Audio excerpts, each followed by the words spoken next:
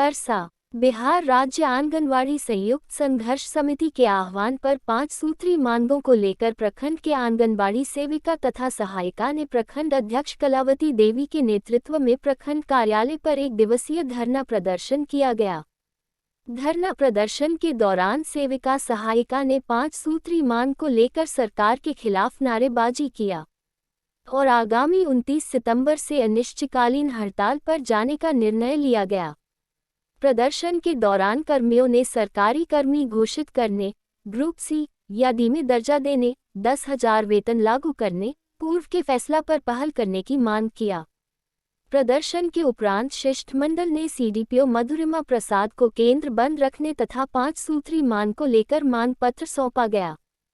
प्रदर्शन में प्रीति देवी, सबाना खातून, मिंती देवी, बबीता देवी, अर्चना देवी, सरोज देवी, संध्या कुमारी, मीरा देवी, प्रभा देवी, मुन्नी देवी, अनुराधा देवी, रिंकी देवी समेत दर्जनों की संख्या में आंगनबाड़ी सेविका सहायिका ने भाग लिया। लेटेस्ट न्यूज के लिए छपरा से मोहम्मद यूसुफ की रिपोर्ट।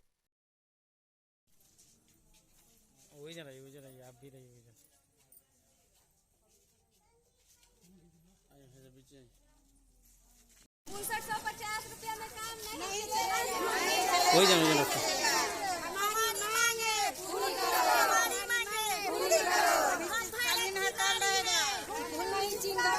भारत की नारी है, भूल नहीं चिंगारी है। ऐसी सरकार को कुर्सी से उतार दो, ऐसी सरकार को कुर्सी से उतार दो, अंधी सरकार को कुर्सी से उतार दो। भारत की नारी है, भूल नहीं चिंगारी है।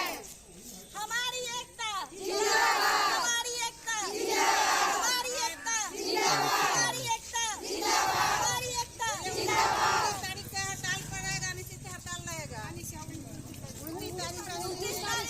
अनिश्चितकालीन हड़ताल रहेगा। जब तक हमारी मांग पूरी नहीं होगी तब तक हम लोग हड़ताल से नहीं लौटेंगे। हमारी एकता जिंदाबाद, हमारी मांगे पूरी करें। का माने हम लोग संयुक्त राज्य समिति से हैं। हम लोग का माने कहना है कि मानदेय में हम लोग का बढ़ोतरी नहीं हो रहा है। हम लोग 20 साल से काम कर रहे हैं।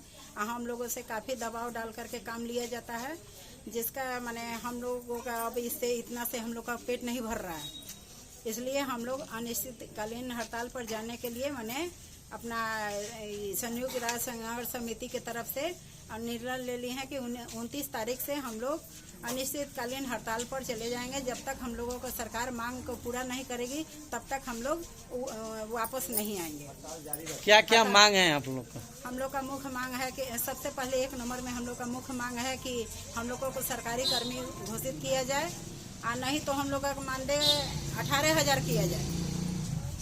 अच्छा, आप लोग कहीं आवेदन दिए हैं कि जो हम 29 तारीख से हड़ताल पे जाना है, क्या कहीं आवेदन आप लोग दिए हैं? हाँ, हम लोगों ने अपनी सीडीपीओ को आवेदन दे चुके हैं।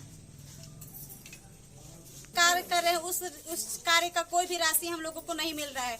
जब से ये सीडीपी मैडम आई तब से न गोद भराई, अनुप्राशन, मोबाइल रिचार्ज, ना पोषण ट्रैक का पैसा आ रहा है, खाली पोषाहार आ रहा है। पोषाहार भी आ रहा है तो जिस हिसाब से आ रहा है उसमें हम लोगों को बहुत मुश्किल से चलाना पड़ रहा है, सेंटर से लेके बाकी कार्य तक। पोषाहार में है तो 10 बार ब्लॉक आना पड़ता है। उस सब ब्लॉक में आने पर कोई भी चीज का व्यवस्था नहीं मिलता, ना पानी की व्यवस्था मिलती है, ना कुछ नाश्ता पानी का मिलता है। हम लोग जैसे आते हैं वैसे ही हम लोग जाते हैं। इस चीज का कोई वो नहीं है। ब्लॉक में आने पर ना बैठने की कोई व्यवस्था है, ना बैठने की व्यवस्था है, और ना ही कोई पंखा, ना बिजली। हम लोगों के सेंटर पे जाया जाता है, हर एक चीज का खोज किया जाता है। सेविकाओं लोगों का बहुत अति ज्यादा ही शोषण किया जा रहा है। ये आपका जो मांग है इस संबंध में जिला में कोई पदाधिकारी से आप लोग संपर्क किए हैं या कंप्लेंट किए हैं? जी मैडम, किनको शिकायत? डीपीओ मैडम, सीडीपीओ मैडम को लेटर दे दिया गया है। क्या आश्वासन मिला? क्या उनके द्वारा आवेदन दिया गया था? क्या आपको बोला गया है? कोई आश्वासन नहीं, बोलिए ना। कोई वो नहीं आश्वासन नहीं किया गया। ठीक है, क्या मांग है? हम लोग ऑनलाइन काम करते हैं, ऑफलाइन काम करते हैं। जरा सा भी इतना दिन हो गया हम लोगों का मोबाइल का रिचार्ज नहीं आ रहा। अब बोला जा रहा है कि मोबाइल हम लोग का ऐसे विभाग से मिला है जिसमें कोई भी काम नहीं होता है। कितने दिन से खराब, हम लोगों को प्रेशर दिया जाता है कि आप लोग अपने पर्सनल मोबाइल से फोन काम कीजिए। तो हम लोग अपने पर्सनल मोबाइल से कैसे काम? जैसे इतना कम राशि में हम लोग अपना घर चलाए या नया मोबाइल खरीद के हम लोग काम करें पोषण में। 6 महीना हम लोग का मानदेय आए हो जाता है, नहीं मिलता। बताइए इतनी महंगाई में इतना कम पैसा में कोई कैसे अपना पोषण करेगा। और उसमें से हम लोग कहा जाता है इसका फोटो भेजिए, उसका फोटो भेजिए, नहीं तो आप लोगों के खिलाफ स्पष्टीकरण निकाल दिया जाता है। हर छोटे बड़े बात पे हम लोगों के खिलाफ स्पष्टीकरण निकाले, हम लोग को बार बार आना जाना पड़ता है। छोटे बच्चे हैं हमारे, हम लोग का इतना शोषण किया जाता है। हम लोग खुद अति कुपोषित हो चुके हैं, हमारे बच्चे भी अति कुपोषित हैं। हम लोग क्या दूसरों को पोषण देंगे जब हम लोग खुद अति कुपोषित है। तो बताइए हम लोग कहाँ तक ये करें। तो क्या होनी चाहिए? क्या होनी चाहिए? हम लोगों का जो है सरकारी कर्मी का हम लोग का सारा मांग पूरा का होना चाहिए। सरकारी कर्मी का हम लोग का ये दर्जा दिया जाए, हर जगह पर हर विभाग में पैसा भरा जाए। क्यों हम लोग सबसे गए गुजरे हैं कि हम लोग कुछ नहीं, हम लोग को मजदूर के एक जो मजदूर को मजदूरी मिलता है उससे भी कम हम लोग का मानदेय है। बताइए कैसे चलेगा हम लोगों का। इतना करने के बाद हम लोग कैसे करेंगे, कैसे अपने बच्चों का पोषण करेंगे।